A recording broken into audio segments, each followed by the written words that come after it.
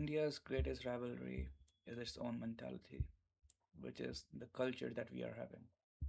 This might sound strange at, at the first glance, but if you look deeper into what is happening around you, you will realize bridges are collapsing, health is of degrading quality that is provided to you as a service by the healthcare infrastructure, education, where people, students in specific, are having extremely high rates of suicide. And all of this combined together would make you feel that institutions are crumbling, and it is.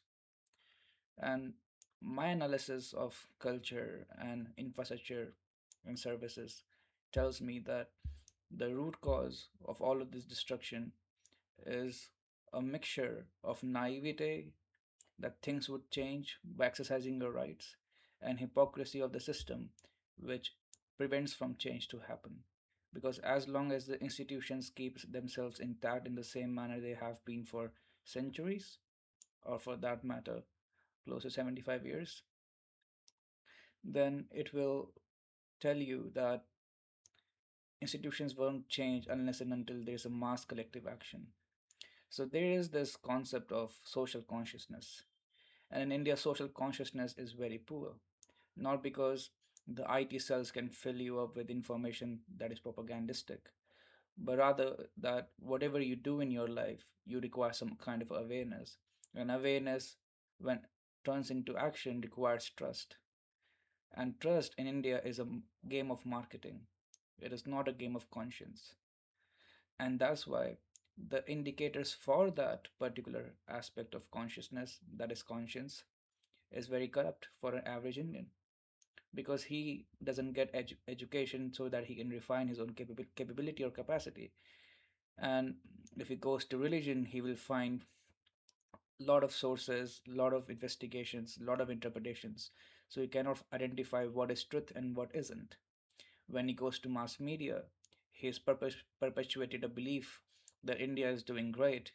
When if you look at the reports and our situation at the world stage, you will realize that what must be our core strength, that is our culture, is our greatest vulnerability. Not because Gen Zs are trying to revolt and change. I don't see much revolt.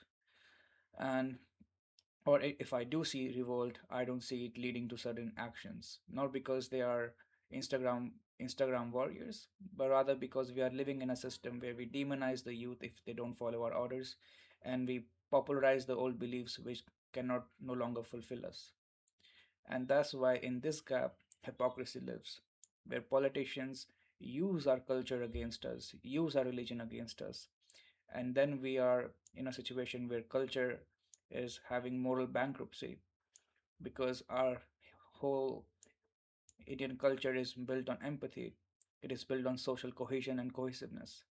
But when people are getting bankrupt and they no longer have empathy, you cannot expect from them a level of conscience that would challenge the hypocrisy that exists in the system. So, this means that at a higher level, we must change our actions by making accountable the individuals at the top, and that starts from making accountable for our own decisions. That means having a higher level of civic sense and not using rationalizations or justifications for our bad behavior.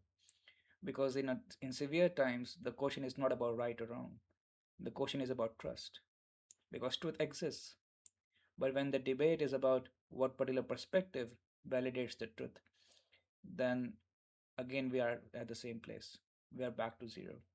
Because then it becomes a game of marketing, it becomes a game of brand building, it becomes a game of understanding what hypocrisy is and what isn't. We get all philosophical, but at a policy or implementation level, we fail. So I do believe that India can grow and become a Viksit Bharat, but for that, the individual must themselves be Viksit, must themselves be healthy, must themselves have a conscience that knows the wrong is wrong and bad is bad. Because if we lose our shared humanity, we lose our shared culture. I hope this helps.